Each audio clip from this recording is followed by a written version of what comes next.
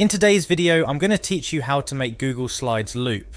As we all know, Google Slides is a versatile tool for creating presentations, but what if you want your presentation to play on a loop, maybe for a kiosk or a waiting room screen? Well, you're in luck because I'm here to walk you through the process step by step. First things first, let's head over to Google Drive. You'll need to sign in with your email and password. Once you're logged in, navigate to the Google Slides presentation you want to set to loop. If you're starting from scratch, now's the time to create your presentation. After opening your presentation, look for the option labeled Slideshow at the top of your screen. Clicking this sets the stage for the next crucial step, so make sure your presentation is ready to go.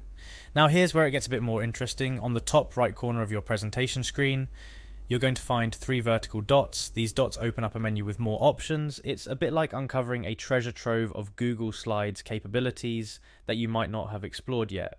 In the menu that appears, you'll see the autoplay option. Click on it. This is a fantastic feature for when you want your slides to advance automatically, saving you or your audience from having to manually click to the next slide.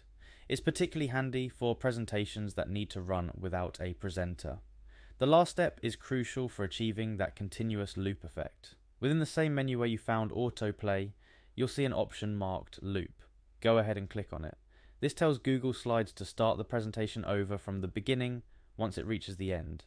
It's a simple but effective way to ensure your presentation keeps running for as long as you need it to without any further input from you.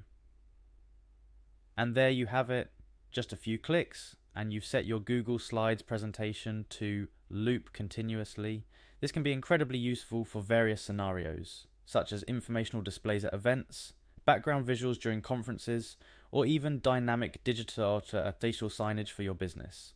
Remember, the key to a great looping presentation is not just in setting it up to loop, but also in designing slides that are engaging and informative, even when viewed repeatedly. So take your time to craft content that is visually appealing and serves its intended purpose well.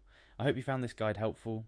By following these steps, you've not only learned how to make a Google Slides presentation loop, but also opened up a range of possibilities for how you can use this feature in your personal and professional life. Enjoy creating, and see you in the next video.